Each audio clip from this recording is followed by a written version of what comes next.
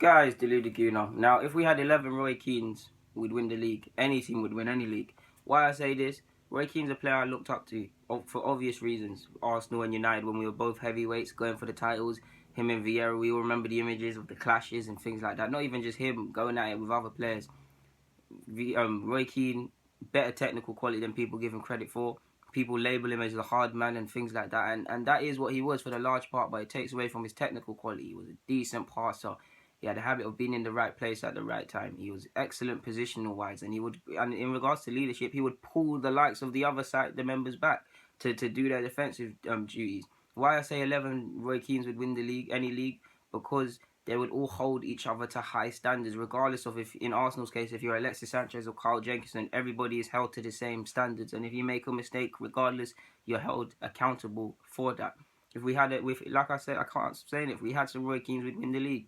I've always admired him for many reasons. In regards to his physical attributes, he's not the tallest, but his personality and his attitude and how he carried himself and the fear that he put into teammates made him go from 5'8", however tall he is, 5'9", never 6 foot.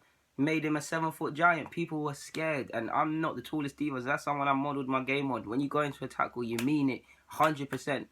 My coach always said to me, if you pull out of a challenge, you're going to get hurt more. Also heard Roy Keane say the same thing, and it stayed with me. Don't pull out of challenges. Mean everything. Scare your opponents. Not even that. Scare your opponents off the field. I keep saying this.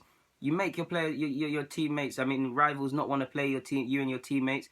You've won half the game. Because they're going to, whenever they get the ball, they're going to be playing hot potato. They're going to think, oh, he's going to kill me. I don't want it. I don't want it. This happens. I keep telling you guys my example of when my team used to play against Boardwalk Farm.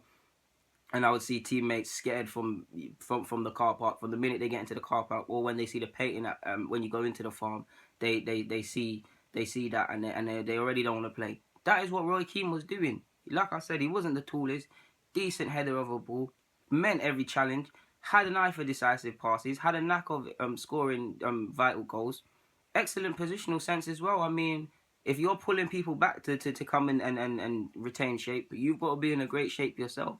Like I keep saying, if we had 11 Roy Keanes, we'd win the league. And when you hear him on TV, of course he does get overboard and he does go into passionate rants, and the way his United career ended was as a result of how he is. But a lot of what he says makes sense, and we now live in a world where I feel footballers are too soft. Like, footballers are soft, and it's excellent to be a footballer nowadays, because before you've even made it, even if you're lucky, even at 18, you could be on a very good contract. Everybody from girls to younger footballers to everybody on Twitter to every expert telling you how good you are, players telling you how good you are. All these experts who claim they know football and things, making profiles and scouting things on you, saying how good you are, and it just creates a nature where the minute you hear something you don't want to hear, you throw your toys out the pram. That's not what football's about. Back in the days, you actually threw your toys out the pram. There's actually something to get angry about. Now it's, oh, you're not playing me, oh, I want more money, oh, I want to play left wing, I don't want to play on the right, oh, this and that. Footballers nowadays need their hands held as well too much, because you see him with Chelsea. Chelsea, the best example under Jose. From winning the league to a disastrous campaign, you could see Matic, Costa, Cess to a degree, even Hazard not trying. Leicester, you saw how they, after winning the league under Ranieri, what they did to him, and then miraculously started playing better under Shakespeare. You see what happens with the player power.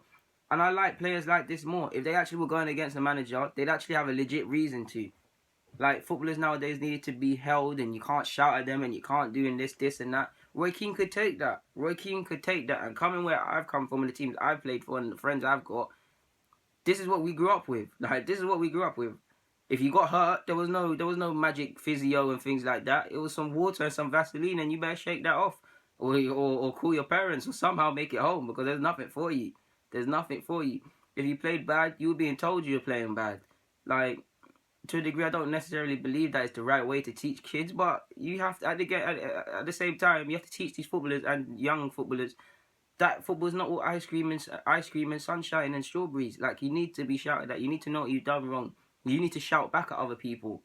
Like, Roy Keane typifies a lot of working class qualities and attitudes and way of conduct, not just on a football front, but how he conducted himself off the pitch as well. And he symbolises a lot. But guys, not to keep it long, that's just why I kind of admire Roy Keane, even though he plays for Manchester United. I'm signing out. Comment, subscribe, follow. You guys know the drill.